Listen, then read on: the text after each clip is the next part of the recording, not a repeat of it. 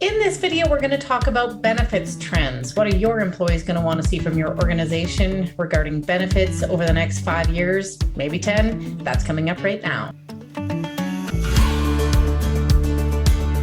Hi there, I'm Andrea Adams, the host of HR Shop Talk. On the show, you get expert insight into anything that has to do with HR. I encourage you to subscribe to the show or the podcast to keep learning from my smart guests.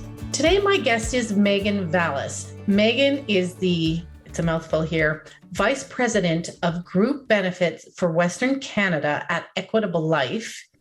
And she's the voice behind GAB, otherwise known as the Group Advisor blog. She's also a self-professed benefits nerd. Hi, Meghan, how are you? Hi, Andrea. I'm really great. Thanks for being here. Good. You're just the kind of person I want to talk to, a topical nerd. I'm excited. All right. Me too. So we're going to talk about benefits trends today.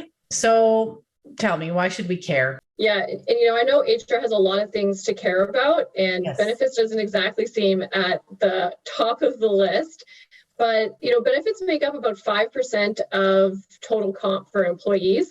That's not insignificant, and I don't think it's something that we should ignore because it does cost a lot. Mm-hmm. But honestly, we could ignore benefits for a really long time. I've been in the benefits industry for around 16 years, and for at least the first half of my career, you really didn't need to keep up on benefit trends because there were none. Nothing was happening. The most exciting thing in that time was drug cards being available for no cost instead of like a 20% increase in your rates. And frankly, in this time frame, most employers haven't made any significant changes to their benefit program. But today it has changed. Not keeping up with what's happening can cost employers money. It can cost them employees. There's lots of survey data now that shows a strong connection between an employee's impression of their benefits program. Mm-hmm. So how satisfied they are with the program, is it quality, is it not quality, and how satisfied they are with their job. So when you kind of layer that in with, the fact that benefits can help you walk the talk on your corporate culture, they can really be a key piece to bringing in new hires. And, the Great Reset is on. And so this is kind of a piece now that I think employers shouldn't really be ignoring. So let's just launch into the trends now. First of all, can you start by listing the trends and then we will talk about them? So I'm going to list 4 trends, and we could probably talk about some of these just for the hour, but we won't. Going to keep it high level. Yeah. First is rising costs. The second, mental health, and more specifically, the fact that, from an employee's perspective, they're turning to their employer to offer mental health programs. Third, virtual care. And then last, flexibility. Let's start with rising costs then. I mean, it seems like forever benefit costs have been rising. Oh, yes, absolutely. And so what is it now? Yeah, this isn't a new trend per se. It's more of a constant. I think what's new here is the fact that there is cost pressure across all product lines. And this is why I listed it first. Okay. So I'll kind of go through a couple of the different places where we're seeing kind of extreme pressure. The first is with disability benefits. And COVID had a really big impact on this. But leading into COVID, we already were experiencing higher incidences of disability rates, largely due to mental health. We were already experiencing historical low interest rates, which meant low bond yields, and insurance carriers make money off of disability by reinvesting those premiums. So when bond yields are low, they're not making as much money. So this benefit has become unprofitable. But then when COVID happened, it became extremely difficult to get people back to work because they couldn't access care. They couldn't get tests.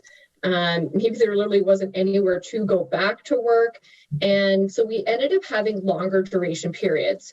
So when you layer in, already historical low interest rates, but this longer duration period has added a lot of cost, and employers are really starting to struggle with this benefit. Insurers are kind of struggling with this benefit because it's overall, it's not profitable. So that's one source of pressure. drugs have been a source of cost pressure for a long time now. We saw a lot of positive things happen with drug costs, but in around 2014, we saw a lot of new high-cost drugs come to the marketplace for conditions that are more common.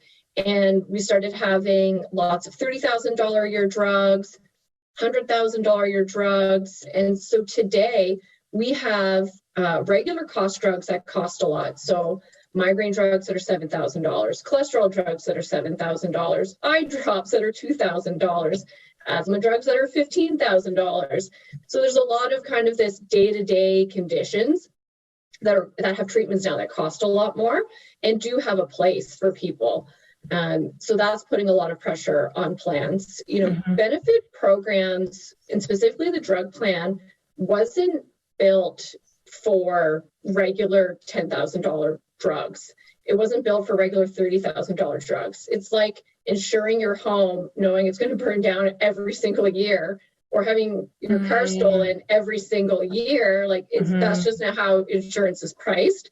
And so that's a place of pressure. And so there's lots of solutions to that. They're not all great, but things are happening in that space. And so it's an important point of conversation. How much risk as an employer do you want to take on? Because pretty much we're at a math state where the probability of you having a $30,000 drug claim is like 100%. It will eventually happen. Right. So can you afford it? What will that look like for you? If you're an employer with 150 people, probably not a problem. If you're an employer with 20 people, maybe it is a problem. What are the options for managing it? Yeah, so there's, one option is just not covering them. Okay. Right? I'm an employer who's not going to take on the risk. I'm not offering you true insurance. I'm offering you coverage for day-to-day expenses. And that's a legitimate strategy. Another strategy is to choose an insurance carrier that is integrated well with provincial programs. Many provinces, BC is a great example. We have the Fair Pharmacare program here. The Prairie provinces do as well. So all the provinces have at least some programs. Some are better than others. But anyway, some insurance carriers do a better job than others in kind of offloading drug costs to the province when the province can pay. Most insurance carriers have a prior authorization program that you can put in place to make sure that someone who's diagnosed with a certain condition and then subsequently prescribed a drug, they're getting the right drug at the right price at the right time. Many drugs have multiple indications. I'm going to use Botox as an example. Botox is a great candidate for a prior auth program because maybe I want Botox to look younger, and that wouldn't be covered because it's cosmetic. But Botox is a legitimate use for migraine treatment. And so that's one where you want to, protect yourself. Rheumatoid arthritis drugs like Remicade, initially when they came to the market, they only had maybe 3 health indications. Now they could have 5, 6, 7, 8, 9, 10. So when you have this drug that has many indications, there's other drugs as well. So is this drug that you're being prescribed the right first step, or are there others? Even lower cost drugs like those for diabetes fit really well into sort of this prior authorization or STEP program where you have, Diabetes Canada recommending you start here, but maybe your doctor wants to start you up here. And this is going to cost a lot more than this. But if you haven't tried this baseline that works really well for most people, you're skipping a really important step and kind of jumping into a higher cost option when there's lower cost options that might work just as well or even better for you. Okay, so that was rising costs was trend number 1. Trend number 2 was well, before we get even into trend number 3 or there's more. Number 2, where are we? Yeah. There's a little bit more, and I'll wrap this up really quickly by saying something that hasn't typically in the past been a big cost driver is now, and that's dental. So this year we had the dental fee guide increases anywhere between 3 and 7%. So people might be like, what's a dental fee guide? Basically, it is a guide released by the dental bodies in each province that says this is how much you should charge for a service. And insurance carriers reimburse claims based on this guide. So when the guide has an increase of 7%, you can expect dental offices to charge 7% more for their services. So automatically, employees are losing buying power, and employers could end up paying a lot more for their dental coverage. Is that it for rising costs? That's it for rising costs. There probably is more. There's more, but that's it for today. Yeah. Okay. All right. So the next one was trend was mental health. Talk to me about that. I think historically the trend has really been more about destigmatizing mental health, being more aware of it, being more accepted. But now I think the trend is really towards resources, because provincially, there's not a lot of resources. It's difficult to access care. So employees are turning to their employer for that care. They are looking to the benefit program for resources. The next trend was a trend towards presumably more virtual care. Yes. And, virtual care is a really interesting space. Previous to COVID, people didn't really access care online very often. But what happened is with COVID, it forced people really to use telehealth options, because you weren't allowed to see your doctor in person. Yeah. And so the industry exploded. Now you can, there's lots of different free options, kind of province by province, and you can purchase this as a benefit for employees as well. It's a popular option because, for employers, they see employees save work time, essentially. They don't have to take half an afternoon off or half a day off to go see the doctor, sit in the waiting room. I think there's a lot of value here, but I do want people to consider a few things. And first is that this is essentially our primary care that's delivered by a family doctor or a nurse practitioner. And that is fundamentally something delivered by the Canadian Health Act. I personally worry about paying for virtual family physician care and how that could push that space into a privatized space. Now, having said that, there are options in every province that are free that employees can access, but the options that are available for employers to pay for do have additional value adds. And I think that employers considering adding virtual healthcare to their benefit program should talk through the options with their benefit advisor. Why would I pay even $1 for this instead of that dollar going to something else? What are the value adds? And a lot of the value adds are actually access to mental health care. So it could be worth paying for. If you found this as fascinating as I have, subscribe to see all the episodes and comment. Do you see any other benefits trends that we haven't talked about today? Share them in the comment section. And the final trend was flexibility. Flexibility is kind of a favorite topic of mine. There's a lot of kind of fun benefit stats. There's my benefits nerd coming out around flexibility and personalizing benefits. So I'll start with this one. And it's 65% of employees say that flexibility would make them feel more empowered. So the advantages here are obvious, with personalized benefits, improving employee engagement, which can help create better business outcomes, and it really gives employees the opportunity to decide to them what matters most. And so there's a lot of ways we can give employees flexibility. And honestly, I think this is really our kind of number one trend is an employees want to have a personalized benefit experience. And you can personalize benefits and give flexibility in a few ways. You can do it with optional insurance, where you give employees the choice to buy additional life insurance or critical illness insurance. This is paid for by the employee, and they probably can cover their spouse as well. Optional insurance is a great way for plan sponsors, employers to offer additional choice and additional coverage to employees without having to pay extra money, because it's up to the employee to pay for this.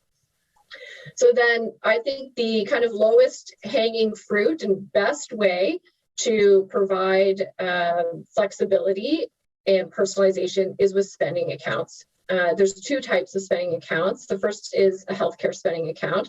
And this is a fund of money that's provided to employees by the employer.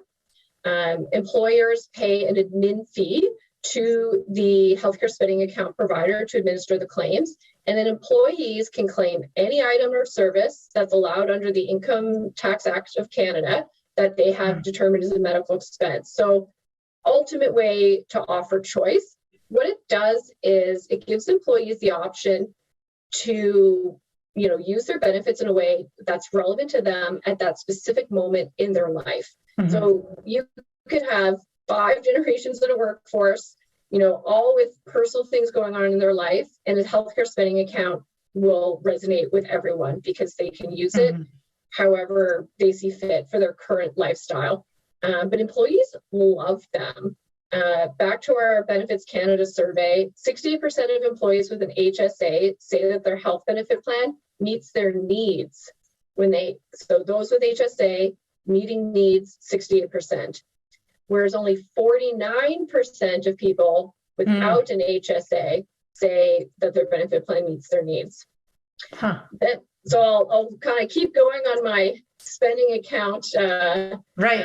That was the first kind of spending account. That's the first kind of spending account. The second kind is a wellness spending account, which is really just a taxable spending account. And so this is just like the healthcare spending account. It's a fund of money provided by the employer to the employee, and the employer, pays a fee to have a third party administer the claims. So the difference here is because it's basically a taxable benefit to the employee. Employees can use this for literally anything. And generally, most providers will set a contract with the employer to narrow down anything to most things and divvy it up into categories to help drive employee behavior, often with the goal of health and wellness in mind. So these are commonly used for things like fitness memberships, sports equipment, but you can also use them to buy optional insurance, pet insurance, virtual healthcare products. They kind of bring like a cool braggable factor to benefits, where you get to say to your friend, like, hey, my employer bought me these new skis. Whereas, if you gave people $500 or $300 as a raise, so it's like $12 every paycheck, like no one cares. But when your employer buys your skis, that's a pretty fun thing to happen. Yes, my husband's in that category. He got himself Theragun. He got himself, those patches you put on yourself at the at the physiotherapist, and he's bragging. And what about COVID? How's COVID changing benefits? I suppose we can talk about that, or maybe that got buried into the trends. It's buried in there a little bit, for sure. And, I think that COVID is going to continue to be a player in the sort of that great reset of employees moving around. And I think what it's doing now is it could be shifting some employers' perspective on their obligation towards the employee, as we're seeing more and more people change jobs, not just change jobs, change industries. That average tenure that an employee has a job is shrinking. And so where once an employer maybe felt obligated to care for an employee until they're 65, maybe an employer is thinking more about like a 5-year time horizon for employees and what their obligation may be. So I think we'll see this creep into perhaps disability benefits, where most benefit plans cover an employee till age 65. So if they're disabled, the benefit extends until 65. I see. But if the employee never would have worked there until they were 65, why are we offering benefits to them? I mean, maybe it's the right thing to do. It's insurance, and we want to protect people. But, with that benefit specifically kind of on the cost rising horizon, maybe employers start to look to having a 5-year benefit payout period instead.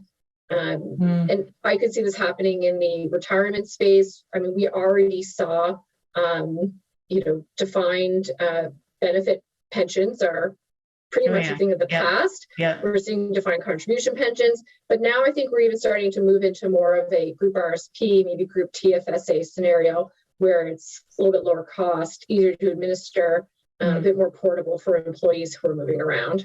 Okay. Final question here. What is on the distant horizon? Some of the stuff's already happening, but what's way off down the road?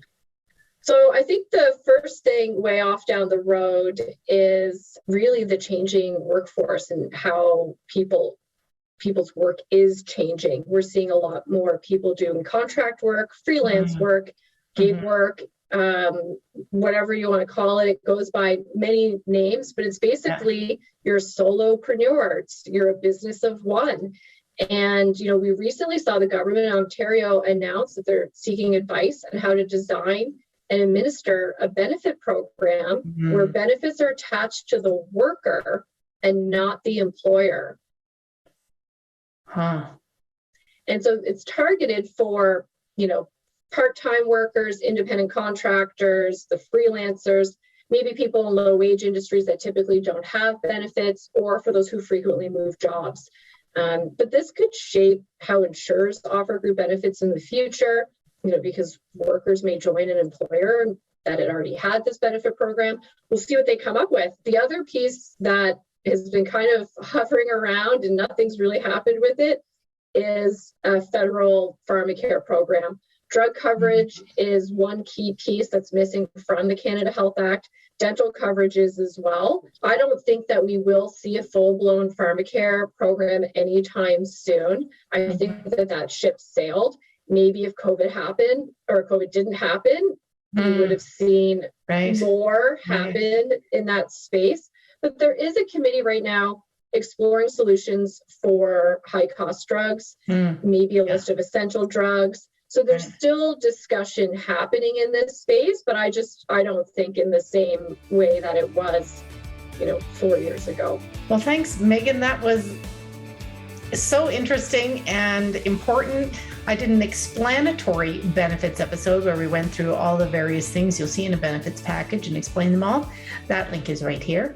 Thanks for watching and see you next time.